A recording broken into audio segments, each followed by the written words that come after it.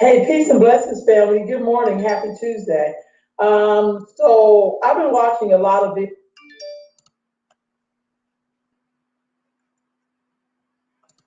Conspiracy and arson when a white-owned store was burned down in February 1971. The Wilmington 10, as they came to be known, were found guilty and sentenced to a combined 280 years, with Chavis earning 34. He was only 24 years old. There was zero evidence implicating them in the crime, and at least one juror was a KKK member. Despite this and numerous appeals, the Wilmington 10 remained in prison until 1979, even after testimony in 1977 from a key witness who admitted he had been bribed. In Charlotte, North Carolina, an elaborate conspiracy straight out of a movie sent three young black activists to prison. The Charlotte Three, Jim Grant, TJ Reddy, and Charles Parker, had all collaborated with University of North Carolina Charlotte students in 1969 to agitate the administration into creating a Black Studies program. They achieved this goal, and unfortunately, this is when the FBI began keeping tabs on them through COINTELPRO. The FBI came to collaborate with the NC State Bureau of Investigation, the Alcohol, Tobacco, and Firearms, and Charlotte Police to surveil these men. Grant, in particular, was a major threat because not only was he a journalist and organizer for racial issues, but he helped organize local sanitation workers into a nationwide union. Exhibiting this kind of class solidarity is why the ATF referred to him as one of the top militant leaders in the state of North Carolina in a 1971 memo. That same year, the ATF, the Treasury Department, North Carolina prosecutors, Charlotte Police, and an assistant United States attorney who would eventually be indicted during the Watergate scandal concocted a plan. 3 years earlier, a local racist stable burned down and 15 horses died. These various law enforcement officers arranged to have two black convicts, Walter David Washington and Alfred Hood, meet alone in a jail cell and create a clear story that would implicate the Charlotte Three in the arson. Washington was a suspected murderer, and Hood had assault and robbery charges. Both men were offered immunity from the arson in their testimony, given $4,000 cash each, and even taken on a 3-month supervised trip to North Carolina's Atlantic Beach. The Charlotte Three were indicted in 1972 with this testimony as the key evidence, and the judge overseeing the case was a noted segregationist. Jim Grant had a convincing out-of-state alibi for the night in question, and the judge warned the DA he would consider a defense dismissal motion if no more evidence was provided. Curiously, shortly after this warning, an administrative assistant at a local bank claimed that she suddenly remembered that on the day of the alibi, she saw Grant at the bank. Supporters wondered how she would remember him, or what led investigators to that bank in the first place 3 years after the fact. Grant's apartment had been ransacked in May 1972, and his bank records were missing. This didn't matter, though. The jury convicted the Charlotte Three in less than 2 hours of deliberating. Numerous appeals and media vilification followed, but in 1974, the Charlotte Observer investigated the conspiracy and blew the whistle. The men weren't freed until 1979, when the governor reduced their sentences and allowed their release and still upheld their convictions as just.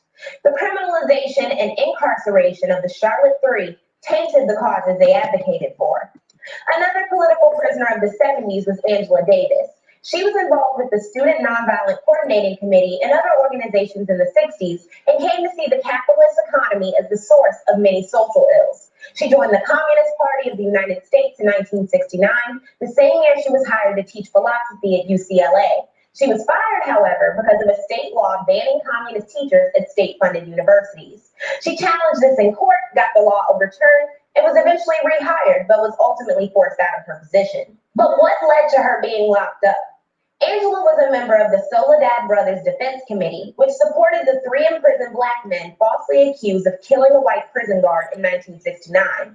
One of the men, George Jackson, had a brother named Jonathan. In August 1970, Jonathan stole 3 of Angela's legally registered guns to take hostages from a courtroom, whom he planned to trade for the release of the Soledad brothers. He was killed in his attempt, and the FBI issued a warrant for Angela's arrest and put her on their 10 most wanted list, despite the fact that she wasn't involved. Nixon denounced her as a terrorist. When she was arrested, Aretha Franklin even tried to pay her bail. While Angela spent 18 months in jail, Free Angela buttons, posters, and t-shirts became a popular way for black people to exhibit their support. Angela was released from jail in February 1972 on a $102,000 bail and was eventually acquitted of all charges. These types of false charges and convictions plagued activists and organizers, and the extent wouldn't be revealed until the whistle blew on COINTELPRO. The early 70s also saw more emphasis on Black activists and politicos winning local elections and attempting to work within the system rather than pursuing complete system upheaval. For instance, the Black Panthers reconsolidated and began running for local elections around California. Back in 1971, the predecessor to the Congressional Black Caucus was formed. By 1971, it had its official name. It was composed of the few Black representatives on Capitol Hill.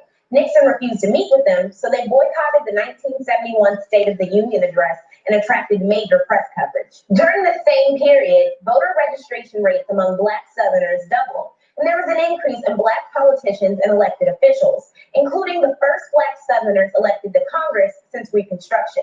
The rise in Black political representation came from the Voting Rights Act and whites completely abandoning certain districts rather than integrating. By 1977, over 200 cities had Black mayors. These mayors inherited budgets plagued by a drop in tax revenue, but they made attempts to level the racial playing field. For example, in Atlanta, the first Black mayor, Maynard Jackson, gave greater shares of city contracts to Black businesses and minorities as a whole. In 1972, the National Black Political Assembly was held in Gary, Indiana, attracting thousands of Black people interested in changing the political landscape. Throughout the fall of 1970 and winter of 1971, various Black grassroots organizations elected delegates, raised money for transportation, and spread the word about the assembly.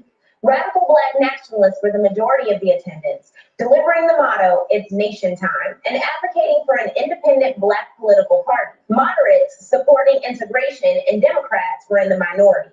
Unfortunately, the assembly didn't change much. The radical grassroots activists didn't have the national visibility to spark change, and the Black elected officials in attendance who did have the national visibility wanted to be reelected and didn't want to lose white allies, so they distanced themselves shortly after. Plus, they believed real politics required compromise, not demands for revolution. Too bad a lot of folks didn't trust the political system. We addressed Watergate in the last episode, but the COINTELPRO and Tuskegee syphilis experiment revelations also contributed to mistrust. During the 1972 election, most Black politicos endorsed white Democrats, while core members, who were increasingly conservative, and members of the burgeoning Black middle class, voted for Nixon because of his pro-business, self-reliant stances. Very few white women's organizations, Black male politicians, or Black organizations with men at the helm supported Shirley Chisholm in her pursuit of the presidency. By the time of the 1976 election, the Black voting rate dropped from 52.1% to 49%. The concept of the National Black Political Assembly fell in popularity, and by 1977, membership was down considerably to 300. However, a drop in voting didn't mean Black people weren't fighting for political change. The landscape was just different. There were clear fractures in Black activism that didn't exist during the Civil Rights Movement, which is part of why the idea of a national Black political movement failed. For starters, those at the forefront of the 60s civil rights and Black power movements were clergy, middle-class students, and later militant Black men.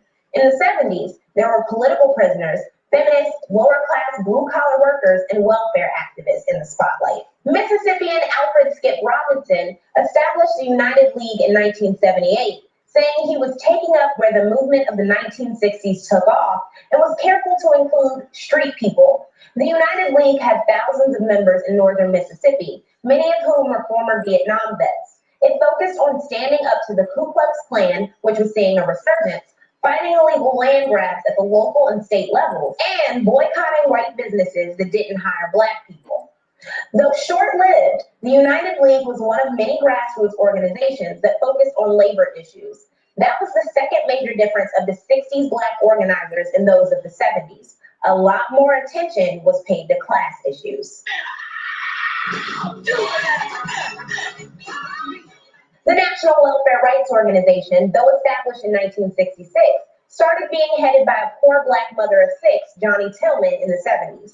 Back when she met with Martin Luther King in 1968 to hear his plans for the Poor People's Campaign, she and the other welfare mothers in attendance were upset that he didn't include their concerns. She asked him questions about welfare that he couldn't answer and quipped, "You know, Dr. King, if you don't know about these questions, you should say you don't know, and then we can go on with the meeting." She went on to explain, "I'm a Black woman, I'm a poor woman, I'm a fat woman, I'm a middle-aged woman, and I'm on welfare. In this country, if you were any one of those things, you count as less of a human being. If you're all of those things, you don't count at all." Future Atlanta mayor and Martin Luther King confidant Andrew Young confirmed how welfare and class issues were swept aside in the 60s, saying, "I guess in the back of our minds, we thought asking for welfare was tactically unsound. If you ask for welfare, you might not get anything." The NWRO spent the early 70s delivering testimony to Congress and storming public areas with picket signs. Remember Nixon's family assistance plan that we covered in the last episode? The NWRO opposed it, noticing that the proposed welfare allowance would be less than the various allowances already available at the time. Their publicity even inspired thousands of eligible Black mothers who had been kept from receiving benefits to apply, with local NWRO chapters helping them to do so. The welfare mothers weren't well received in Congress, with conservative Senator Russell Long remarking if they can find time to testify in March, they can find time to do some useful work, like picking up litter. The NWRO fizzled in 1975, but their efforts, along with other grassroots welfare organizations, did change things. More Black women than ever before became eligible for welfare, and many states got rid of the requirement that welfare recipients not have male companions. More importantly, the existence of NWRO helped humanize the women receiving welfare, at least until Ronald Reagan came along. Not all Black people, or even most Black people, were open supporters of organizations like the NWRO. Receiving welfare meant relying on a corrupt and racist government. For the Black radicals who turned to Black cultural nationalism, this meant insisting that Blacks should adopt traditional African culture, support Black businesses, and be self-reliant. There was a rise in dashikis, Black-owned bookstores catering to Black readers, the celebration of Kwanzaa, and a lot more grooming of afros. Donning in-your-face Black culture allowed other people to make inferences about your political beliefs. Choosing to wear afros and dashikis was as radical to Black conservatives as advocating for Black separatism. And many were, in a way. Former members of Black power and civil rights movements were increasingly suspicious and skeptical of assimilation because often it meant kicking Black culture to the curb for white culture and acceptance. Separatism didn't catch on with most Black people. In fact, polls showed that whites favored a separate Black nation more than we did. But Black cultural nationalism did catch on. It was during this time that Black culture came to be synonymous with Black power, whether that be through art, music, or appearance that rejected white standards. This Black cultural nationalism increased Black autonomy, but Black people still were divided among other issues. Some Black nationalists insisted that Black women should serve as the anchors and second-in-commands to Black men. Dara Abu Bukhari, a Pan-Africanist Black separatist and vice president of the Republic of New Africa, said in the 1970 interview, "I feel that the role of the Black woman at this point in history is to give sustenance to the Black man. At one time, the Black woman was the only one that could say something and not get her head chopped off. But the law was strictly against the Black man. He could not do anything. Now that he speaks, we speak together. We cannot separate, and this is what I say to the Women's Lib movement. You cannot separate men from women when you're Black." This was one of the many opinions floating around during the growth of the feminist movement.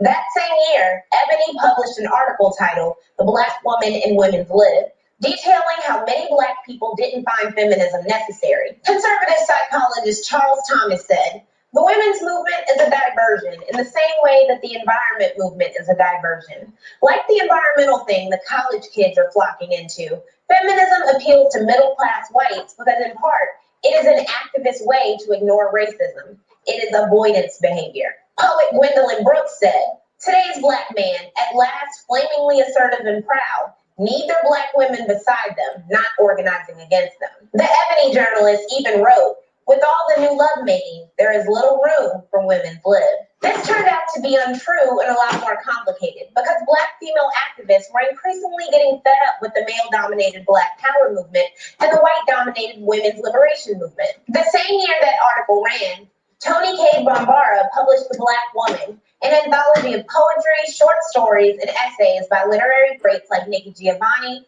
Audre Lorde, and Alice Walker. Several Black women's groups were founded, including the short-lived National Black Feminist Organization in 1973. The Combahee River Collective, named after Harriet Tubman's legendary military campaign, emerged in 1974 in Boston and developed a statement establishing Black feminist theory and objectives, as well as the term identity politics. Outspoken Black feminist lawyer Florence Kennedy, co-founder of the National Black Feminist Organization, was called the biggest, loudest, and indisputably the rudest mouth on the battleground by Time magazine.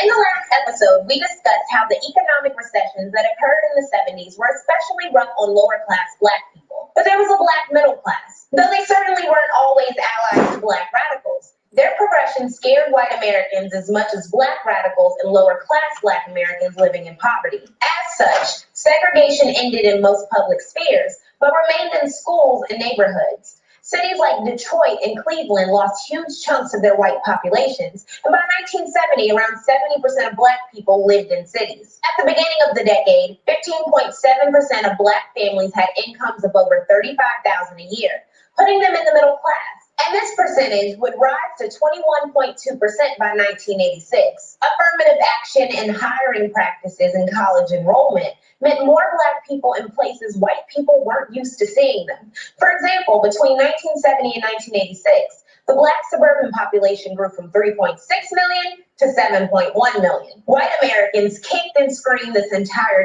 time, fleeing deeper into all-white enclaves or protesting. When Swan versus Charlotte Board of Education ruled in 1971 that students would be bused to schools to achieve integration, hell broke loose. White parents in southern states increasingly established private schools that didn't have to adhere to integration policies, earning the name segregation academies. This had been happening since Brown versus Board of Education, but the anti-busing sentiments of the 70s saw an increased interest in these schools. The backlash to busing was particularly bad in Boston and Chicago. Boston School Committee Chairwoman Louise Day Hicks established Restore Our Alienated Rights, or ROAR, in 1974. Stealing tactics from the civil rights movement, they hosted sit-ins, protests, marches, and public prayers, but ultimately disbanded 2 years later when busing went ahead anyways. These infamous pictures of Theodore Landmark being attacked by white teens in Boston fueled violence on both sides. Parents were also angry about what they viewed as subversive anti-American curriculum that attempted to include minority experiences. A prominent example of this is the Kanawha County textbook wars of 1974, in which West Virginian parents bombed buildings and sent death threats to stop their children from learning about Malcolm X and other Black people. That same year, Milliken versus Bradley ruled that suburban segregation, or white people fleeing to areas where they refused to sell homes or land to Black people and other minorities, was unintentional.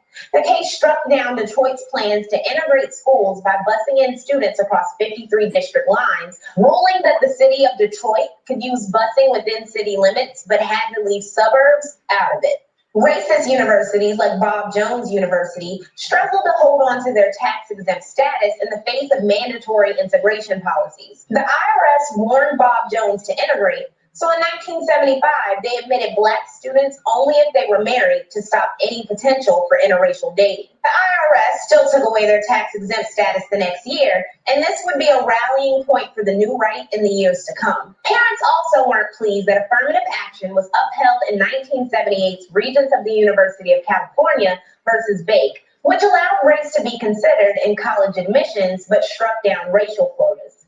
I also have to mention that the late 70s saw growth in KKK allegiance. Between 1975 and 1979, Klan membership jumped from 6,500 to 10,000, with an estimated 75,000 active sympathizers who read Klan literature or attended rallies but weren't card-carrying members. This revival of the Klan's image came through the good PR of David Duke, who appeared on TV in suits and appeared less threatening than the typical hooded grand wizard. He encouraged women and Catholics to join and insisted that his organization was pro-white, pro-Christian, and non-violent, but not pro-Black. All different kinds of KKK groups existed on numerous college campuses, and in some parts of the country, they joined in on protests involving busing, affirmative action, and textbooks. While many Black people tried to ascend the social ladder through education and succeeded, the bulk of Black Americans remained in poor Black neighborhoods. It was also during the 70s that these Black neighborhoods saw an increase in liquor stores and fast food establishments. The early 70s also saw a rise in graffiti, though this was common in many urban areas and not just among Black youth. By the late 1970s, the MTA was spending $400,000 a year cleaning trains. The Black ghetto was represented in TV shows and Blaxploitation films that were popular among Black and white audiences. Blaxploitation films were born from the realization that urban area theaters needed to cater to Black audiences and reflected the growing sentiment of Black cultural nationalism. Sweet Sweetback's Badass Song, which premiered in 1971, was the largest grossing independent film at the time. Blaxploitation flicks focused on the lives of Black ghetto residents, emphasized Black pride, community unity, and Black power with highly stereotypical characters. The crime depicted in Blaxploitation films were a realistic reflection of crime in Black neighborhoods, exacerbated by the economic crisis that forced many to turn to drug selling, robbing, pimping, and prostituting. Urban decay fueled mass incarceration as prison sentences were increased for many crimes. Black people were disproportionately arrested for drugs and given longer sentences than white people. One of the most prominent examples of Black urban decay is the Bronx, which was devastated by white flight, city mismanagement and neglect, greedy landlords, and fires. To be clear, most of the population was Latino, but Black people came in a close second. According to the New York Post, 7 different census tracts in the Bronx lost more than 97% of their buildings to fire and abandonment between 1970 and 1980. 44 tracts out of 289 in the borough lost more than 50%. In the late 70s, 42% of New York's working-age population was unemployed. The sense of despair in the Bronx culminated during the blackout of 1977, which saw thousands of looting incidents and millions in property damage. Reported Time magazine that year, what shocked the city and much of the world was that tens of thousands of Blacks and Hispanics poured from their tenements and barrios in 16 areas to produce an orgy of looting. In Brooklyn's Bed-Stuy ghetto, in Manhattan's Harlem, in the South Bronx, the violence and plundering approached the levels of the 1968 riots after the assassination of Martin Luther King Jr. City leaders and national commentators showed contempt towards looters, while a select few highlighted the roots of their rage. If you turn out the lights, the folks will steal, especially if they're hungry. You've got to realize that in New York, you're running at unemployment levels of about 30 to 40% amongst young adults, said Andrew Young. The theft of expensive DJing equipment during that blackout would help turn hip-hop from a local trend in the Bronx to one that reached other boroughs and the world. So Black culture was slowly penetrating the mainstream. Black Americans were becoming more numerous in professional fields, and they were a lot more vocal about Black and class issues. We've covered a lot in this episode, and all of it, from Black changes in politics to the growing prominence of Black culture, served as the backdrop for the punch heard around the world.